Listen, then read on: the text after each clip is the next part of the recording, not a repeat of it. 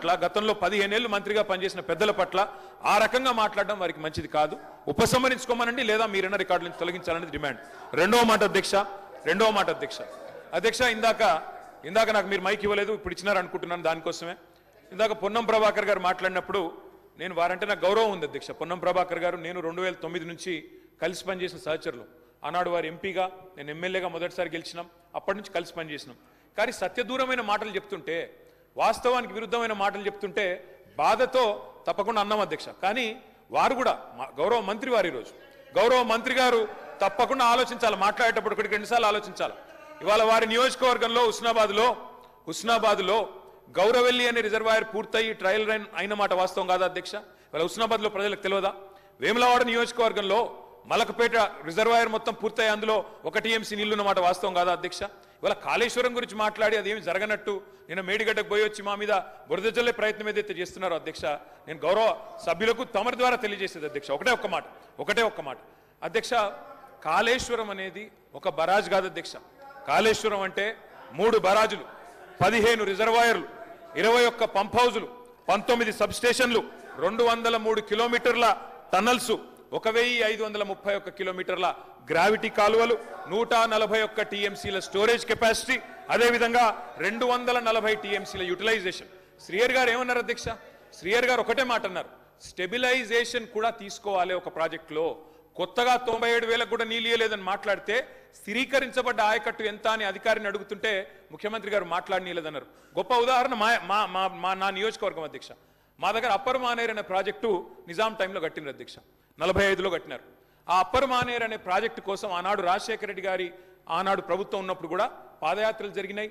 దాన్ని ఎప్పటికప్పుడు స్థిరీకరించాలని, నింపాలనే ప్రయత్నాలు జరిగినాయి. కానీ ఎప్పుడు నింపబడ్డది అధ్యక్ష? మొత్తానికి మల్లన్న సాగర్ కట్టిన తర్వాత మల్లన్న సాగర్ నుంచి వచ్చే కాలువ ద్వారా ఎప్పుడైతే కూడవెల్లిలోకి నీళ్ళు వచ్చినాయో, కూడవెల్లి వాగులోకి ఈరోజు ఏప్రిల్లో ఎర్రటి ఎండల్లో కూడా మా మిడ్ మానేరు, మా అప్పర్ మానేరు ఎండుతున్న మాట వాస్తవమా కాదా?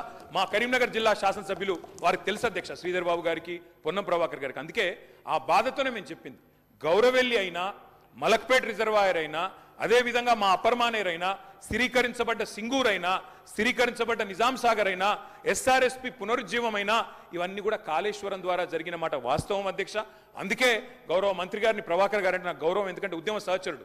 ఆనాడు పార్లమెంట్లో వీరోచితంగా పోరాడింది కాబట్టి మా నాయకుడు కేసీఆర్ గారు కూడా కరీంనగర్లో, ఇక్కడ అక్కడ కాదు అధ్యక్ష, కరీంనగర్కి వచ్చే బహిరంగ సభలోనే వారిని అభినందించారు. కాబట్టి మాకు అట్లాంటి మంత్రి గారిని అగౌరవపరిచే కుసంస్కారం లేదు. కానీ మంత్రి గారు కూడా వాస్తవాలు చెప్పాలి అధ్యక్ష.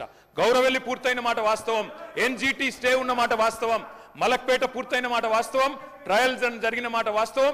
కాళేశ్వరంలో, ఇంత పెద్ద కాళేశ్వరంలో 3 బరాజులు, అదేవిధంగా 15 రిజర్వాయర్లు ఉండే కాళేశ్వరంలో ఒక్క బరాజులో 3-4 పిల్లర్లకు ఇబ్బంది జరిగితే దాన్ని రిపేర్ చేయండి. ఇప్పుడే మా గౌరవ పెద్దలు కడియం శ్రీయర్ గారు డిమాండ్ చేసినారు, దాన్ని రిపేర్ చేయండి. రైతుల మీద కోపం పెంచుకోకండి. కేసీఆర్ గారి మీద కోపం ఉంటే, రాజకీయంగా ప్రయోజనం కావాలనుకుంటే ప్రయత్నం చేయండి. కానీ ఆ ప్రాంత రైతాంగం పట్ల కక్ష కట్టవద్దు. నింపండి, మేడిగడ్డ నింపండి, కాళేశ్వరంలో పంపింగ్ స్టార్ట్. గౌరవ సభ్యులకు విజ్ఞప్తి, మీ నియోజకవర్గానికి సంబంధించిన ఒక్క సమస్య పైననే ప్రస్తావించవలసిందిగా మిమ్మల్ని కోరడం అవుతున్నది. మరి అదేవిధంగా డాక్టర్ చిట్టెం ప్రాణికారెడ్డి గారు.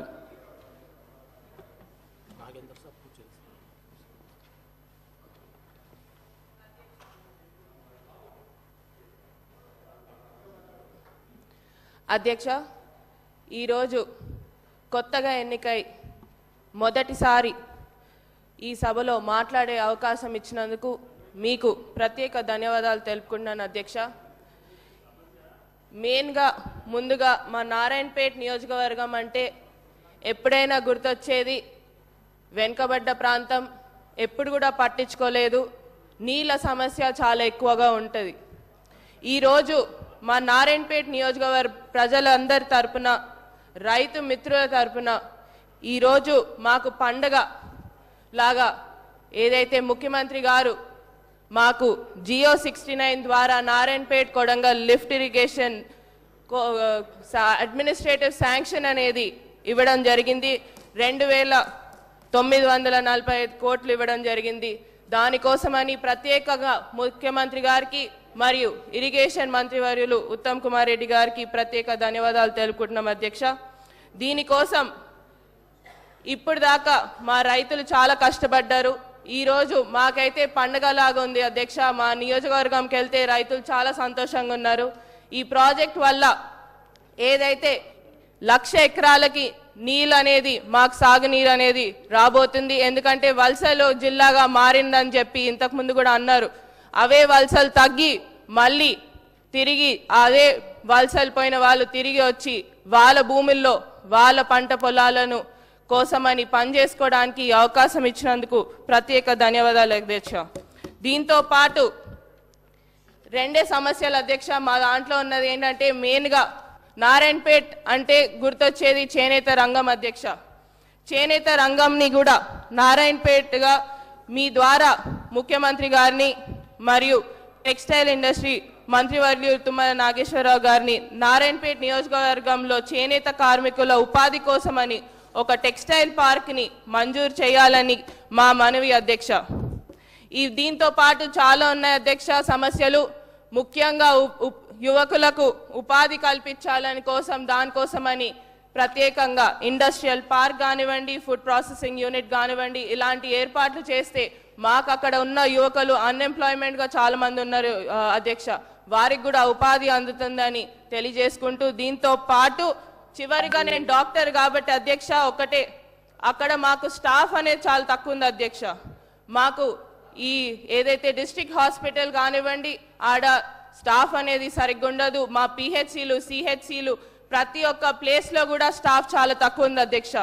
ఆ స్టాఫ్ కోసమని కూడా మా హెల్త్ మినిస్టర్ వర్యులని దామోదర్ రాజనరసింహ గారిని మరొకసారి కోరడం జరుగుతుంది. ఏదైతే స్టాఫ్ అనేది కూడా పెంచాలని కోరుతున్నాం అధ్యక్ష. ఈ అవకాశం ఇచ్చినందుకు ప్రత్యేక ధన్యవాదాలు అధ్యక్ష.